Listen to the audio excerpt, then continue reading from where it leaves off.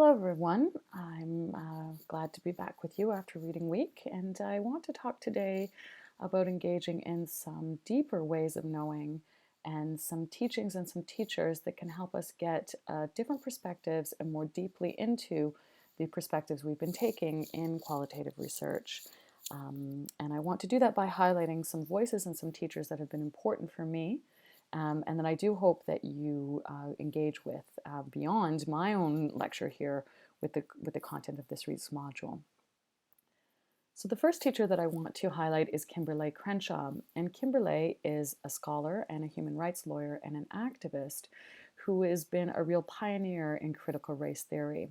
And so her work really focuses on this concept of intersectionality, in particular the intersections of racial and gender prejudice. And in her TED Talk for this week, she highlights this idea and this role that multiple intersecting identities play in the playing out of oppression and privilege, in particular in relation to the experience of women of color being different and in very important ways to the experience of women who are white or to the experience of men of color. So these intersections of gender and race play themselves out very, very differently in individual lived experiences and lives. She has a really beautiful quote. Intersectionality is a lens through which you can see where power comes and collides, where it interlocks and intersects. It's not simply that there's a race problem here or a gender problem here or a class or LGBTQ problem there. These things play out in very individual and intersecting ways. And so intersectionality really provides critical, insightful information and a real unifying framework for guiding our theory and our research and the policy making that can come out of it. And so it really is this framework that understands how multiple identities, such as race, gender, sexual orientation, socioeconomic status, disability, all intersect at the micro level of lived experience to reflect interlocking systems of privilege and oppression at more macro social structural levels. And so there's an example provided in your reading from this week, the bow leg reading, which is an important and really informative reading about HIV prevention research. And so HIV prevention research was targeting communities that are identified as vulnerable, in particular gay communities. But it was not reaching, in doing so, it was not reaching important communities that had very significant vulnerabilities, in particular those in the Black and Latino community, because men in those communities did not necessarily identify as being gay. They were engaging in sex with other men, but they were not identifying as being a membership in the gay community or identifying in that way. And so intersectionality was really a lens that helped to reframe research and policy in this area to focus on men who have sex with men as opposed to gay men. And this is still challenging to find the right way to talk about these things, but it is an approach that opens up a broader perspective and was informed by this understanding of these kinds of intersections. And this is also something that I've experienced in my own activism work as a feminist, where in the early stages of feminism, based on the way that power was operating within this social movement, theory and activism was too focused on straight white women. And there was a moment where we were called by women with other experiences, women of color, lesbian, bisexual women, to attend to the power dynamics and then the inequities that were happening within our own social movement. And that's been a very important reflexivity and critical awareness within a movement seeking justice, that there are very different experiences of equity based on the intersections of where people are located. And the Bowleg article also highlights this and how even currently research on lesbian and bisexual women is often still too focused on white middle class women, and research on women of color and their experiences is often still too focused on assumed heterosexuality. And so, we need to think about these intersections and how we're seeing or not seeing the diversity of the people that we're trying to better understand in order to break down these inequities. And so, this lens that really looks critically and in a nuanced way about historical experiences of oppression and marginalization can be used to facilitate and inform our theory and our research and the subsequent interventions that come out of it. And intersectionality also, talks about this this idea of in-betweenness, or sort of the richness and the complexity of human experience. And this kind of calls us into the Corbin and Buckle reading for this week, which also has a lot of really interesting critical perspectives to think about this concept of the space between. And so it challenges, Corbin and Buckle seek to challenge the dichotomy of the insider versus the outsider, this idea that you're either an insider in relation to a particular experience, or you're an outsider in relation to that experience. And they're talking about some forces and some processes that really play themselves out in qualitative research. So holding membership in a particular group doesn't necessarily mean you're completely the same with others in that group, or that you can and should be asked to speak for everyone in that group. And not being a member in a particular group doesn't necessarily mean that you're completely different, or that you have to be completely outside that group. And perhaps we might all have different perspectives on this, and I think this is one of those tensions in qualitative research. And Corbin Buckle really talk about the tensions in relation to this question: should qualitative researchers be members of the population they are studying? I feel like this is one of those questions that we need to wrestle with, that comes from very, very diverse perspectives, and also is very, very contextually based. And so many researchers do seek to explore, often for social justice and sort of promoting equity reasons, issues that they do not have lived experience with. And in my own work, I've talked about the approach to this work that does seek to open up space for research, and for a kind of participatory and co-researching, where folks who aren't often in research institutional kind of spaces we seek to engage in research in an emancipatory and participatory way that positions the power dynamics in such a way that these folks become co-researchers and become leaders of this research. And that is challenging, but it is a way of thinking about this space in between, and thinking about the gaps in this work, and thinking about trying to open up more multiplicity of voices in spaces that they are constrained from because of reasons of equity. So this concept of participatory action research that I take a lot of leadership from in my work is trying to explore this space in between, and opening up processes for dealing with this space in between by working in deep relation, deep partnership with the folks who do have lived experience, even if the research is done with some people who do not. But again, this is a real critically space to explore, and I think the Corbin and Buckle article definitely asks some important questions and provides some interesting insights in relation to this area, which might be something that many of you have asked yourself, or wrestled with, or come from different intersecting identities in relation to. The other teacher that I wanted to call into this space, and that I've provided some guidance or some guiding teachings from on the module this week, is Leanne Beta-Samose Simpson, who is a Anishinaabe scholar, writer, and artist. And so her work really breaks open the intersections between politics, story, and song. She's a beautiful artist who uses Indigenous Anishinaabe intellectual teachings to inform her art practice and her storytelling. She's a writer and a singer, but also a scholar. And I really encourage you to engage with her work, her artwork, which you can find at the links that I've provided here on this slide, and also her more scholarly teachings, which do come very much from this Anishinaabe perspective, and in particular the storytelling approaches of Indigenous ways of knowing. And in the video for this module, which is part of a larger lecture from the CBC lecture series, she uses the story of the beaver to explore the practice of blockades, and to see it from a different way, from an Anishinaabe way. And so she talks about how the beaver became an emblem for Canadian European colonizers, largely because it was a money-making source through the selling of beaver pelts. And of course, now we still endure that emblem of Canada being the beaver.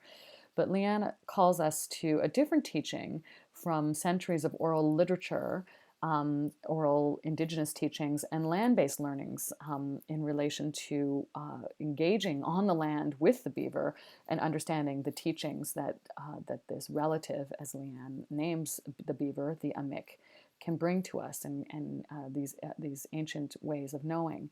And so Amik represents the practice of wisdom through the building of dams that help to create and maintain ecosystems, as Simpson describes, a world builder. And so this is an illustration of Indigenous teachings, Indigenous ways of knowing, ways of learning from the natural world in a land-based way that calls us to think about blockades in potentially a different way than we might understand them. So the blockades of the dam can actually be world building. They can be devices to create rather than to constrain, and the blockade as a form of activism has been used by oppressed groups to call attention to and to halt colonizer type processes in a way that we can see through this storytelling of the beaver as being building rather than what we might sometimes be told in mainstream media, which is more of a force of destruction. So this learning, this land-based knowing, this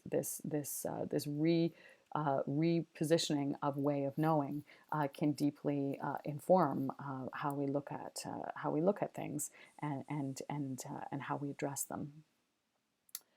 So this concept of Indigenous ways of knowing can really be something powerful that can bring much to the desire to understand knowledge in a very fluid, multi-layered, and relational way. Indigenous epistemology looks very deeply at interconnectedness of physical, mental, emotional, and spiritual aspects of individuals within this broader system of ecosystem, from the close ecosystems around us to the broader ecosystem of the world, of the earth, and then more broadly even outside in the star world and the universe, as Lavallee describes in the reading that deals with Indigenous ways of knowing and Indigenous research methods, which is also a very powerful approach to knowing that really can inform how we think about qualitative research in a critical way.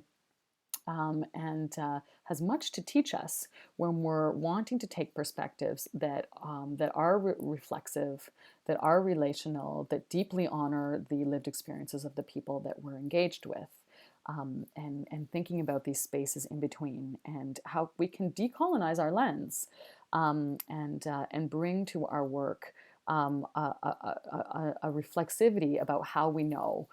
That can be deeply informed by this Indigenous perspective, or these Indigenous perspectives, I should say.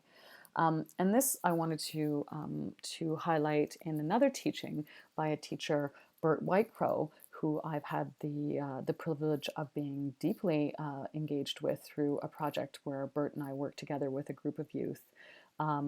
To explore the concept of place on a project called Making with Place through arts-based research methods. So using art to understand place from very individual, diverse, lived experiential perspectives, and to allow that art to speak as a form of knowledge, as a form of research.